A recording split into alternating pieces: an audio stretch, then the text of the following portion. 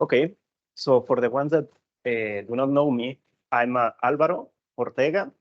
I am a first-year PhD student. I'm studying the transition between late antiquity to the early Middle Ages here in Britain, in Northamptonshire.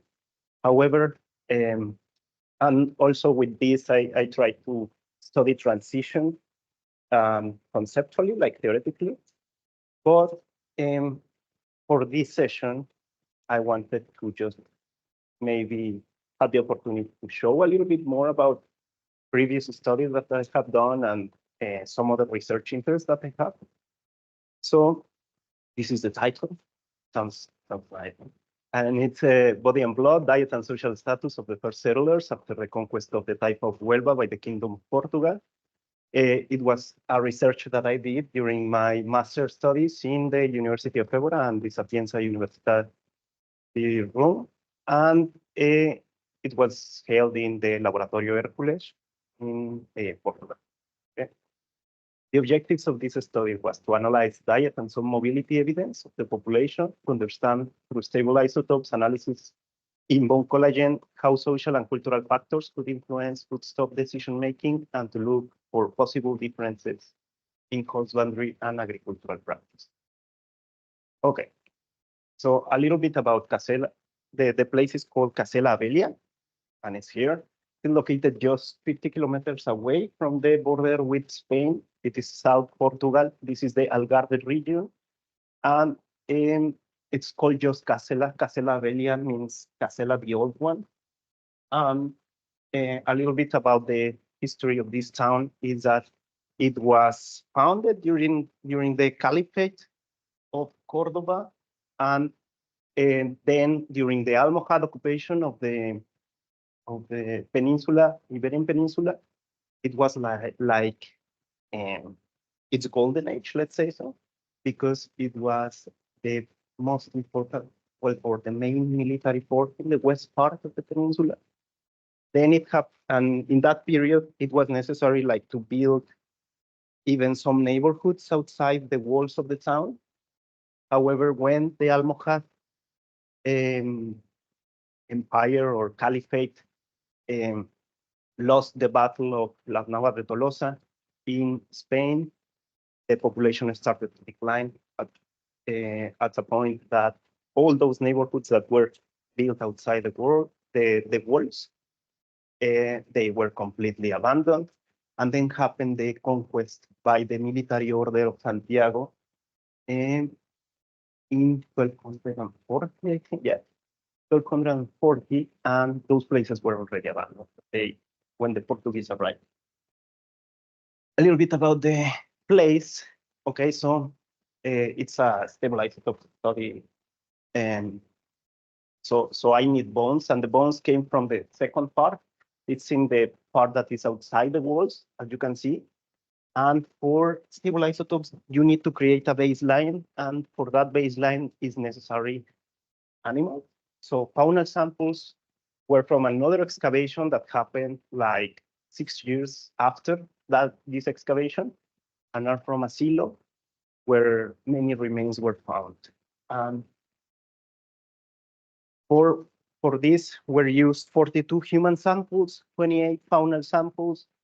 The human samples were chosen more like long-limbed kind of bones, that it would be, for example, femurs.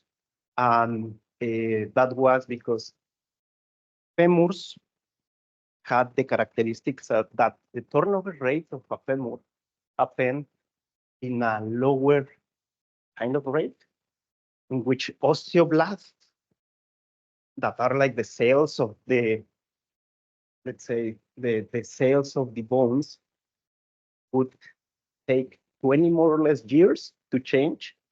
So we can have like a picture of the average of an individual diet for the last 20 years of that individual's life. Okay. And these were my guys. So it was a majority of male individuals, or estimated male individuals. And I just put this drawing or picture because I just wanted to tell you that I was trying to look at different variables. Sex was one of those, and it just didn't have anything to say to me. And also location in the cemetery, it was nothing there. A little bit about the method. What I need to do when I'm going to do this kind of analysis is you need to take the bone, cut like 5 grams of bone or something. The bone is composed by a protein that is organic, that is a collagen, and by inorganic part that is called hydroxyapatite. This part, we need to get rid of the inorganic part, and for that we need to use an acid, just a strong acid, and then to pass it through a weak base in order to then freeze dry the sample and to obtain collagen. Then we need to take it out to weight it into small thin capsules and then pass it through an elemental analyzer coupled with an isotope ratio mass spectrometer. And then you will have data like this.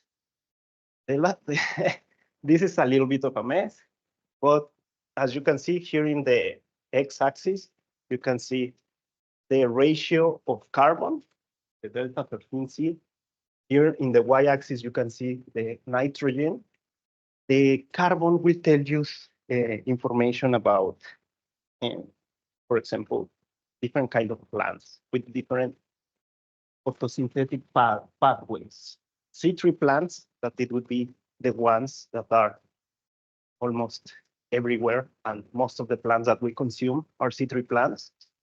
And C4 plants that, for example, one C4 plant would be corn, but in that time period, corn was not available. So in that period of time, just sorghum was available, and in that part of the world was quite strongly consumed, and as well millet. Millet was consumed as a lot because it was not taxed by the feudal lords. A little bit about this kind of plot is that here you will found the wild animals, the domestic animals.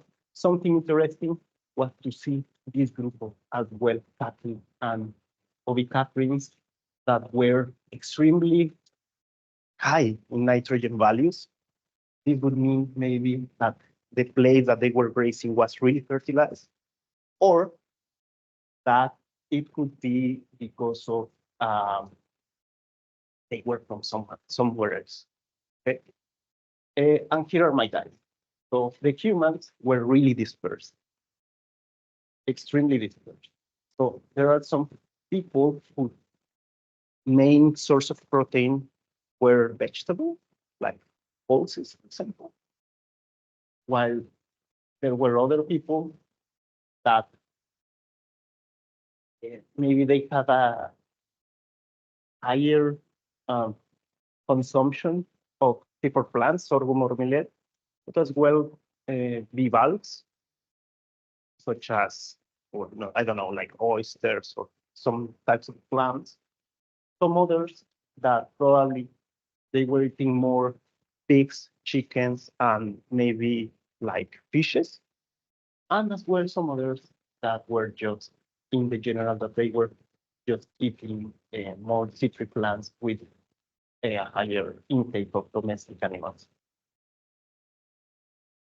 To know about the difference in this,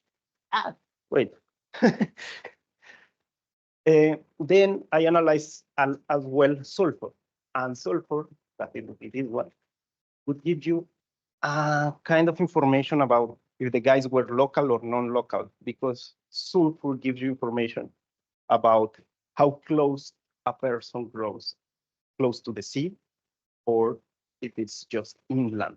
And since it's a town just next to the sea, it was possible to see that some humans were not from the area, and that some animals were brought, well, by trade. As well, I wanted to experiment a little bit.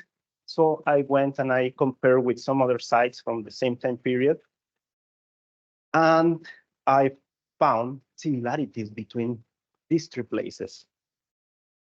And these 3 places, what they had that it was something really interesting was that those three places were ruled by military religious orders. One by the Order of Santiago, the Order of Christ, and the Knights of the Templar. So there is an academic called Rebecca McRoberts. She did a hypothesis of some trend of a dietary trend in which a dietary trend from monastic and military religious order. It is depicted in the gray area. And Cacela, as you can see, is quite close to it, but is not inside that specific trend.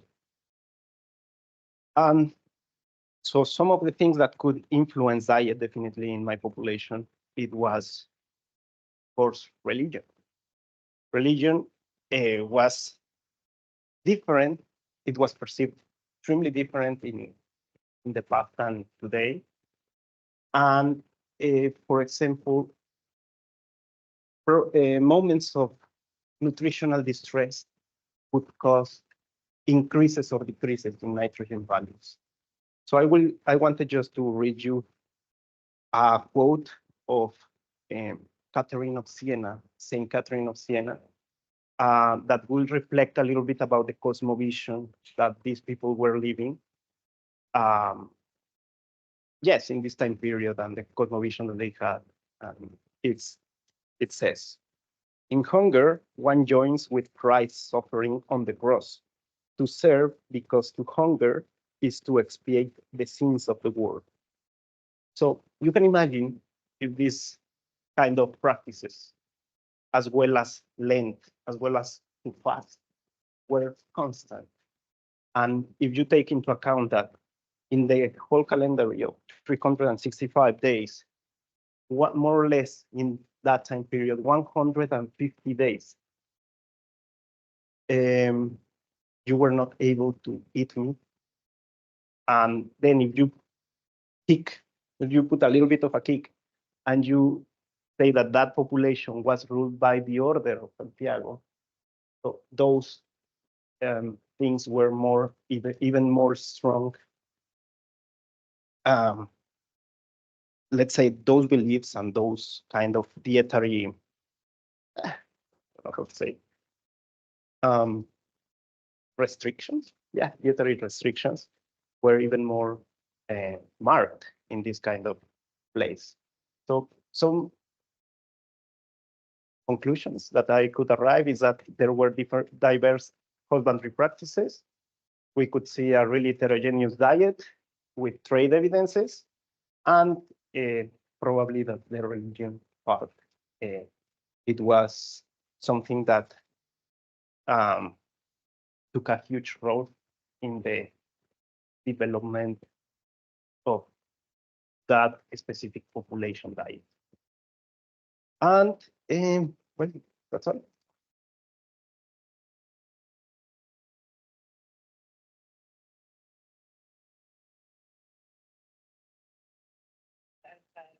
Did I end the question? So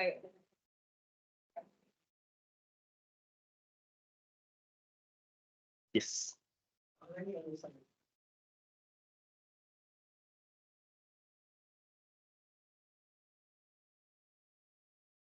Yeah.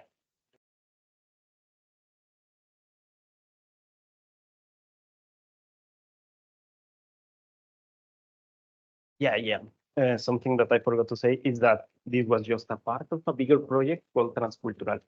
And there was another, for example, another study that was studying a population really close to there, Lowley, and that population was under Islamic. So it was just before the conquest. And you can see a lot of changes. Yeah. So it's a really big project that explores from the 10th to the 14th century. And I was involved in just for almost a year in that project, but then pandemics happen, life changes, and yeah. So that's my answer.